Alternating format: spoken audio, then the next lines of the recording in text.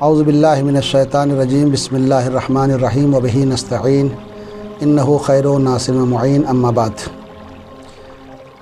زیادہ تر شرعی مسائل میں یا مرجع کے فتوے میں ایک چیز جو ہمارے ناظرین یا یہ کہا جائے مقلدین کو بہت زیادہ تشویش میں مبتلا ہونے کا باعث بنتی ہے، وہ یہ ہے احتیاط واجب مسئلے میں آنا یا احتیاط مستحب۔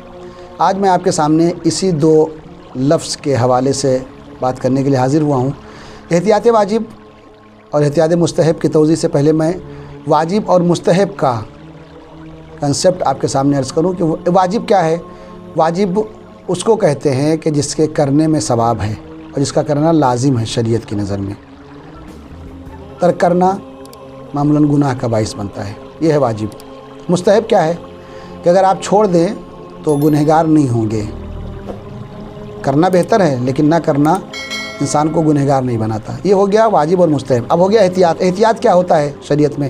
احتیاط اس عمل کو کہا جاتا ہے کہ انسان تمام احتمالات کو نظر میں رکھ کے اپنے وظیفے شرعی پہ عمل کر لے جائے، یہ احتیاط ہے۔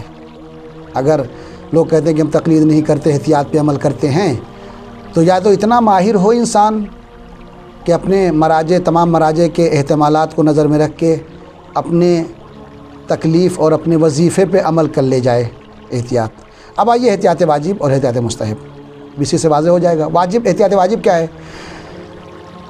جب فقیہ یا مرجع کسی مسئلے میں احتیاط واجب کہتا ہے تو پھر اس شخص کو یعنی مقلد کو یا اس کے فتوے پہ عمل کرنا لازم ہے، یا اگر عمل نہیں کرنا چاہتا تو دوسرے مجتہد کی جو اس مرجع کے بعد اور باقی مراجع سے افضل ہو۔ جیسے اگر 5 مرجع ہیں، ان میں سے ایک آپ نے آغا سستانی کی تقلید کی اور آغا سستانی نے کہا، مثلا مثال کے ذریعے میں واضح کروں، آغا سستانی نے کہا سونے کے ذریعے مسجد کو زینت کرنا احتیاط واجب کیا ہے؟ جائز نہیں ہے۔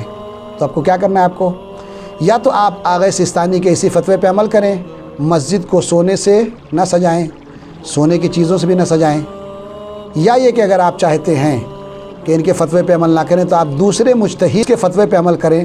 عمل کرنا ضروری ہے، ترک نہیں کر سکتے آپ اس عمل کو، اس فتوے کو، چونکہ اس میں صریح فتویٰ دے دیا ہے کہ آپ زینت نہیں کر سکتے۔ احتیاط مستحب میں کیا ہوتا ہے؟